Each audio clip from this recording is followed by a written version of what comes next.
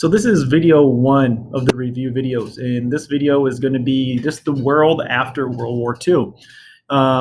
And after the war, you look around the world, the vast majority of the world is in rubble. It's devastated from bombing and from war. And really, only two people are left standing at the end of this war. That's the Soviet Union and the United States. The United States really came out the strongest. Their economy is stronger than ever. The landscape of the United States has virtually been unscathed. No real battles happened here besides the surprise attack of Pearl Harbor. The Soviet Union is the other world power. And what we're going to see is a battle of ideas and philosophies to see who can convince the world that their system of governing and their system of economics and philosophy work the best. We have capitalism in the West, in the United States. We have communism in the Soviet Union in the East. So with these two countries remaining, the United States and the Soviet Union, we're going to enter a new stage in the world that we're going to refer to as bipolarity. Bipolarity refers to the idea that two countries are the influence of the world. They're the two most powerful countries. They influence military, they influence economics, they influence politics in general. And they're two very different systems that we're looking at. We're going to look at capitalism in the West, in the United States. We're going to look at communism in the East, in the Soviet Union. We're going to explain the difference between those in just a moment. But this next 45 years is going to be a time period that we refer to in history as the Cold War. Now, we refer to it the Cold War, cold being the adjective there, because the United States and the Soviet Union never really actually, fired bombs at each other, or dropped bombs on each other, or fired guns, or any actual, open warfare. Now, that doesn't mean that there wasn't influence in other countries that caused wars. I mean, if you look at Vietnam, you look at Korea, you look at Afghanistan and Iran and places in Central America, you'll see this influence from communism and from capitalism as well. But this next 45 years is really a battle of ideologies between capitalism and communism. And that's what we're going to talk about next. So the biggest takeaway that I can't stress enough to you guys in this video is that we know what the differences between capitalism and communism are. I know we've done this in class probably 20 times already, but we've been on a very different schedule lately, and I want to make sure that we remember this and get this down.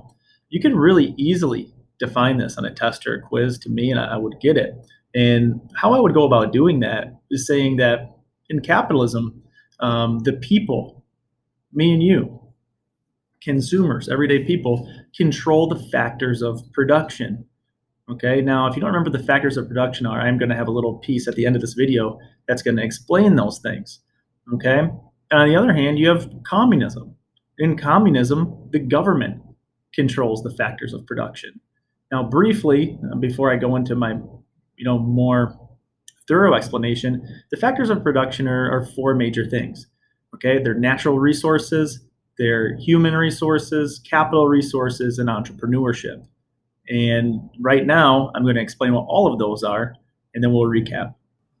So the factors of production are really important. I want you to write these down and be able to differentiate between all four of them, because it will show up in future assignments.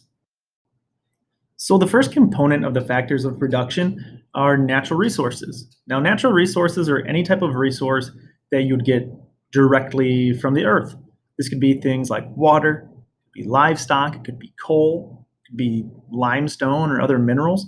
These are things that are untouched by humans or not manufactured by humans, and they're really important. Human resources are the mental and physical abilities of human beings. Okay, so most of the time we do refer to knowledge, how a doctor would know how to treat an infection, or how a lawyer would know what cases to study when trying to help somebody out. That's a human resource. That's in your brain. Now, it also could be a physical thing as well, a physical ability. If you're somebody that can throw a refrigerator on your back and go up 2 flights of stairs, that's definitely a human resource. Okay? Capital resources is the third thing. Capital resources are tangible items and tools. They're things that we can hold in our hands that help us perform or complete a task. This could be as simple as a hammer, it could be as advanced as a bulldozer. This could be an office space, somewhere you go to complete something. But a capital resource is something that we need to make our jobs or our lives easier. And lastly, is entrepreneurship. Entrepreneurship is pretty basic. It's the idea of starting your own business, being able to take a chance and invest your own money and, most likely other people's money as well, in an idea that you think there's a need for, some sort of business that you can be your own boss and successfully help your community and, create a good living for yourself. So why is it important to understand the factors of production when differentiating between capitalism and communism? Well, it's simple. Like I said, in capitalism, people control those factors of production. You own your own land. You can cut down trees on that land if you want. You can let your lawn grow to an extensive length if you want. You control those natural resources on your property. Human resources in capitalism, once again, you can choose what you want to try to study in college. Now, it's risky. You might not make it, but you do get that choice. You do have that opportunity. Capital resources in the United States, if we need things for businesses or to complete jobs, we can go to stores. We can order these things. We can rent these buildings on our own. We don't need permission from the government to do so. And lastly, entrepreneurship in capitalism, we can choose that. We can choose what business we want to attempt to start. We probably all know people that have attempted or still do run a successful business.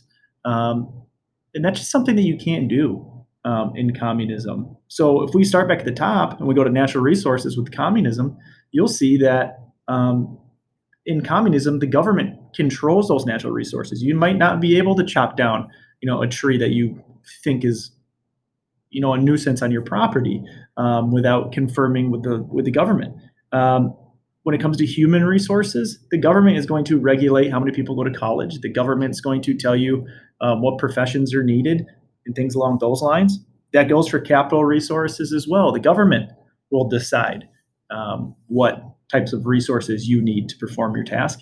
And lastly, entrepreneurship in a communistic government just doesn't exist. You don't get to just create your own business if the government doesn't think that the state necessarily needs that.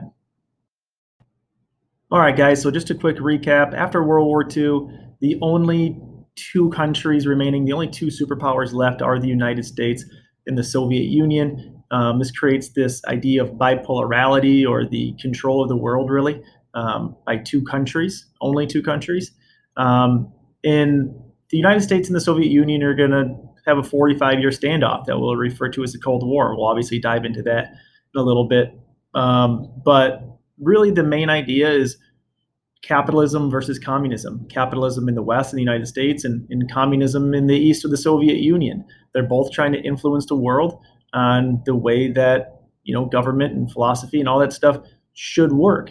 And that's what we're going to be looking at for the remainder of the year. The United States and the Soviet Union, but also the smaller countries and the other things that happen because of their powerful influence. Let me know what you thought of the video, and I'll be posting more later.